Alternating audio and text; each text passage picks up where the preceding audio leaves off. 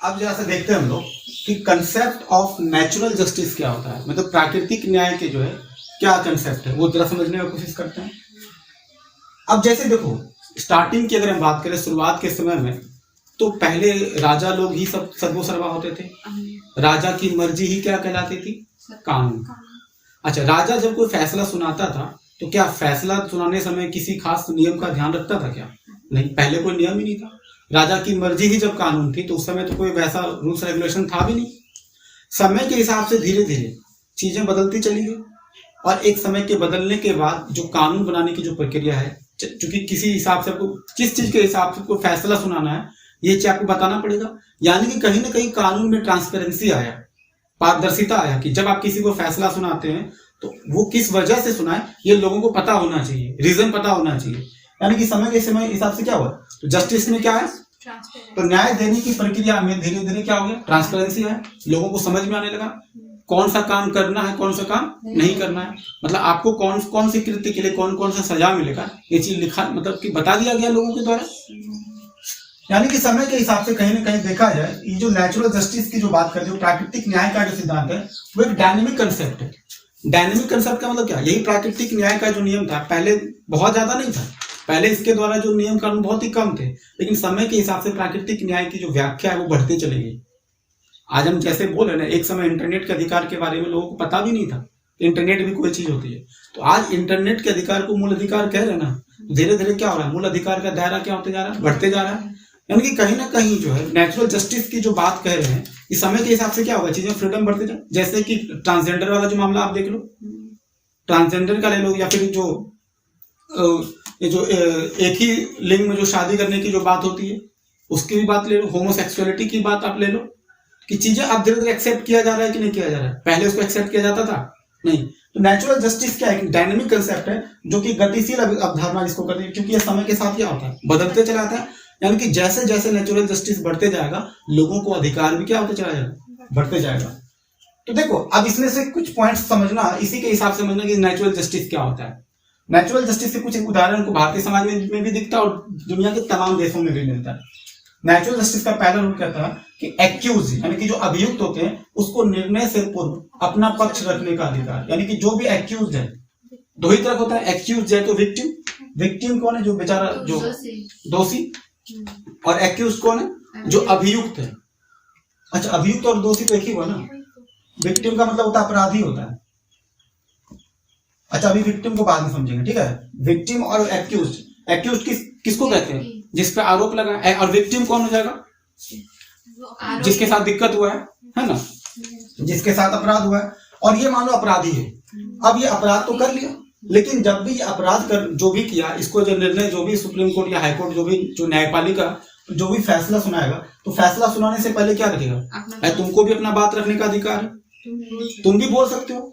अगर मान लो तुम पर कोई आरोप लगा था कि फलाने आदमी ने ये काम किया, तो भाई सामने वाले को भी बोलने का मौका दोगे ना, कि भाई तुम भी अपना बात रखो, कि अगर तुमको लगता हो कि सामने वाला हो सकता है गलत आरोप लगाया हो, तो यानी कि एक्यूज्ड पर यानी अभियुक्त पर को भी अपना बात रखने का अधिकार है। मनमाने ढंग से किसी पर भी फैसला नहीं सुनाया जाएगा। उसके बाद क्या है, निर्णय से पूर्व, जब भी न्यायपालिका कोई भी निर्णय देगा तो निर्णय देने से पहले दोनों पक्षों को सुनेगा, केवल अपना बात नहीं कहेगा, तुम्हारी बात भी सुना जाएगा और सामने वाले की भी बात सुना जाएगा। यानी कि दोनों ही पक्षों की बात सुन करके ही फैसला लिया जाएगा, इसलिए पक्ष रखने का अधिकार मिलेगा आपको। तो ये भी क्या है, नेचुरल जस्टिस नहीं है। तीसरा क्या है, निर्णय करने की प्रक्रिया में, जब भी न्यायपालिका जब उसको फैसला सुनाएगा तो निर्णय करने की प्रक्रिया में अपने व्यक्तिगत मतलब अपना जो दिमाग के अंदर जो पहले से चल रहा है, तुम्हारे अपने व्यक्तिगत विचार क्या है, चाहे तुम्हारे अपने आइडियोलॉजी आदर्श क्या है, या फिर तुम किस पूर्वाग्रह से मतलब किसी चीज को मानते हो या फिर नहीं। पूर्वाग्रह मतलब क्या होता है, जो चीज तुम पहले से मानते आ रहे हो। पूर्वाग्रह का मतलब है कि नहीं होता है कि जैसे पूर्वाग्रह का मतलब समझते हैं, जैसे कुछ पूर्वाग्रह में बोलते हैं जैसे कि रंग के आधार पर किसी के साथ भेदभाव करता है, नहीं, जैसे कि काले रंग के लोगों को देख करके अक्सर लोग थोड़ा सा मुंह कान टेढ़ा कर लेता है कि काले लोग जो है दिखने में अच्छे नहीं। ये क्या है, अपने आप में पूर्वाग्रह ही तो है। जैसे लड़कियां ये काम कर सकती है, ये काम नहीं कर सकती है, तो ये भी क्या है, पूर्वाग्रह ही तो है। किसी के रंग के आधार पर, किसी के कद के आधार पर लोग अनुमान लगा लेते हैं कि ये कुछ भी नहीं है। नहीं, जैसे सुंदर सा स्मार्ट सा दिखने वाला आदमी के बारे में लोग क्या सोचता है, ये काफी समझदार होगा, पढ़ा लिखा व्यक्ति, देखने से वो संस्कार कितने अच्छे हैं। जबकि हो सकता है कि सामने में दिखने में बेशक वो मॉडर्न जैसा लगता हो, अच्छे कपड़े लाते पहन रखे हो, जूता ब्रांडेड, कपड़ा ब्रांडेड, सब चीज फैंसी ड्रेस में पहन कर रखा हो, लेकिन हो सकता है कि दिमाग के स्तर पर वो देहाती हो। ऐसा हो सकता है ना कि दिखने में बेशक मॉडर्न लगता हो, लेकिन दिमाग से क्या हो सकता है, देहाती हो सकता है, पैदल हो सकता है।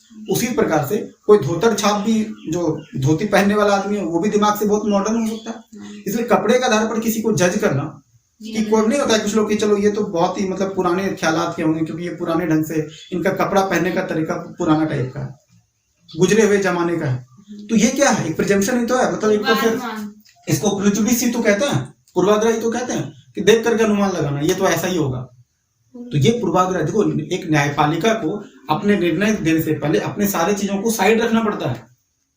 उनको क्या करना पड़ता है, तुम्हारे विचार कैसे से कोई मतलब नहीं है, लेकिन जब भी तुम फैसला सुनाओगे तो फैसला सुनाने से पहले क्या होगा, फैसला सुनाने से पहले तुमको देखना पड़ेगा कि तुम्हारा कानून क्या कहता है और क्या उचित है। अपने विचारों को साइड रख के तुमको फैसला सुनाना है, तो जो उचित होगा वही बताना है, ठीक है। तो अपने किसी भी, तुम्हारे विचार क्या है उससे कोई मैटर नहीं करता है, तुम्हारे आदर्श क्या है उससे कोई मैटर नहीं करता, तुम किस चीज को मानते हो नहीं मानते हो उससे कोई मैटर नहीं करता है। ये पूर्वाग्रह भी आपका नहीं चाहिए। इन सारी चीजों से क्या होना चाहिए, न्यूट्रल होना, क्या होना चाहिए, न्यूट्रल। न्यूट्रल का मतलब क्या होता है, निष्पक्ष होना चाहिए। जब तक आप निष्पक्ष रूप से नहीं सुनिएगा तब तक आप फैसला दे पाइएगा नहीं। उसके बाद चौथा पॉइंट क्या है, सिर्फ निर्णय ही नहीं बल्कि कारण भी बताना पड़ेगा। ऐसा नहीं कि सिर्फ निर्णय सुना के चले गए, उसका कारण बताना पड़ेगा कि आपको ये फैसला क्यों दिया जा रहा है, क्योंकि आपने ये सारे कृत्य किए हुए, आपने गलत काम किए हैं, आपको फैसला सुनाएंगे, ठीक है। और अगला पॉइंट क्या है, स्वयं के खिलाफ गवाही नहीं दे सकते हैं। इसका मतलब क्या हुआ कि जैसे अभी आपको कोई पकड़ के लाया, मतलब क्या कोर्ट में आपको पेश किया गया, अच्छा पुलिस क्या करती है कभी कभी धमका के कि जो हम कह रहे हैं वही तुमको बोलना पड़ेगा। तो ऐसे में क्या स्वयं के खिलाफ हम गवाही देंगे तो हम तो विक्टिम बन जाएंगे ना, मतलब हमको तो फिर हमको सजा मिल जाएगा। तो आपको वहां पे हो सकता है आप बोल दीजिएगा कि देखिए ये पुलिस हमको डरा धमका के कह रही थी कि जो है तुमको ये बोलना, हम ये किए भी नहीं तब भी कह रहा। तो ऐसे में जो न्यायपालिका होगी वो पुलिस को क्या करेगी, तुम समझ सकते हो, पुलिस की तो नौकरी गई, बर्खास्त कर दिया जाएगा उसको। तो स्वयं के खिलाफ गवाही नहीं देना, जो सही है वो बताना। आपको कोई जोर जबरदस्ती नहीं करेगा, टॉर्चर करके आपसे जबरदस्ती नहीं बोलवाया जाएगा। जैसे तुम देखते हो ना अक्सर की थाने में सुनने को हालांकि वो लीगल नहीं है कि पुलिस जो डंडे मार मार के कोई चीज का बुलवा लेती है, चल बोल तुमने अपराध किया, वो कह रही भाई हम किए, हम तो थे ही नहीं वहां पे, नहीं तुम कबूल करो कि तुमने ऐसा किया। तो इसका मतलब क्या है, तुम उसको उसके खिलाफ गवाही देने के लिए कह रहे हो, टॉर्चर कर रहे हो, टॉर्चर करके जबरदस्ती का बुलवाना है।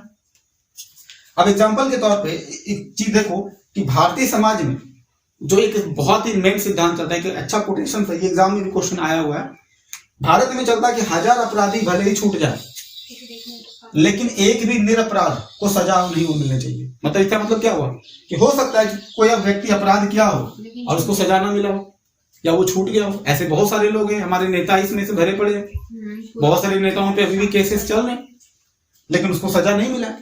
लेकिन किसी निरपराध को, ऐसे किसी व्यक्ति को जो अपराध किया ही नहीं है बेचारा, और उसको तुम क्या कर जेल में डाल दिए, ये नहीं होना चाहिए। भले 1000 अपराधी छूट जाए लेकिन किसी भी ऐसे व्यक्ति जो बेचारा अपराध ही ना किया हो और उसको तुम जबरदस्ती सजा नहीं दे सकते हो। तो ये तुम कह सकते हो कि इसी वजह से कई सारे प्रॉब्लम्स भी होते हैं। क्या प्रॉब्लम्स होते हैं, इसके चक्कर में न्याय में देरी होती है, बहुत टाइम लग जाता है, क्योंकि प्रूफ करने में बहुत टाइम लग जाता है कि ये अपराधी है कि नहीं है।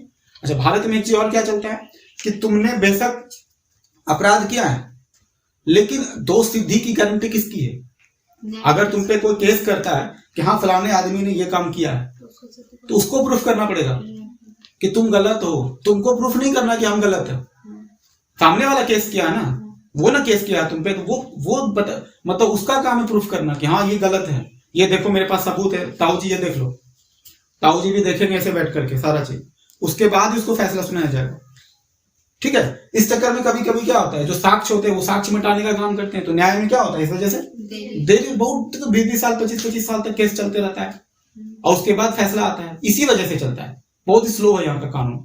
और उसके बाद क्या, इस वजह से राज्य का खर्च भी बहुत बढ़ता है। तो ये सारा चीज। अब इसका एग्जाम्पल अगर देखना चाहो, अब एक इसका एग्जाम्पल देखो, जैसे याद है 2008 में जो मुंबई धमाका हुआ था, जो अजमल कसाब का जो मामला चला था, उसमें तुम देखना कि अजमल कसाब को बोलने का पूरा मौका दिया गया था। तो देखो निर्णय से पहले क्या हुआ था, पक्ष को सुना गया था, उनको अपना पक्ष रखने का अधिकार मिला था कि नहीं। अच्छा, साथ ही साथ निर्णय करने की प्रक्रिया अपने व्यक्तिगत मूल विचारों को तो हटा ही दिया था। साथ ही साथ निर्णय बल्कि कारण भी बताया गया, तो तुमको फांसी क्यों दिया जा रहा है, और इसके वजह से क्या हुआ, काफी लेट भी हुआ, राज्य का बहुत खर्चा भी हुआ, जो कि हम लोग मजाक भी बनाते थे कि एक अपराधी को पालने के लिए इतना सारा खर्चा कर दिया, इसको तो कब का टांग देना चाहिए था, ठीक है ना। तो ये सारी जो तमाम बातें हैं, इसके वजह से राज्य का खर्च भी बढ़ता है, बहुत सारी चीजें हो जाती है। तो ये था हमारा क्या चीज, ये था हमारा कंसेप्ट ऑफ नेचुरल जस्टिस। ये हमारा संविधान में भी कई सारे आर्टिकल्स जब बताएंगे तो वो चीज वहां दिखेगा। पूछो क्या पूछ रहे, वो जो एक हुआ था, मतलब केस हुआ था ना, निर्भया हत्याकांड। हाँ, तो निर्भया वाला मामले में जैसे कि रेप पे कानून बनाने की जो बात चल रही थी, अच्छा वहां भी जिस पर, हाँ निर्भया वाले मामले में भी जिस पे क्या आरोप लगा था, उसको भी मौका बहुत दिया गया बोलने के लिए कि भाई तुम भी अपना पक्ष रखो। कितना वक्त लगा, बहुत वक्त लगा। ऐसे तमाम बहुत सारे केसेस हैं, ठीक है ना। अब जैसे ये स्वयं के खिलाफ जो गवाही वाला जो मामला है, जो स्वयं के खिलाफ गवाही नहीं दे सकते, ये कहाँ लिखा है, अनुच्छेद 20 में लिखा है ना भाई। तो आपको ये सारा चीज जो है वो आपको संविधान में लिखा हुआ मिलेगा। तो ये हमारा क्या था, नेचुरल जस्टिस। नेचुरल जस्टिस का रूल समझ में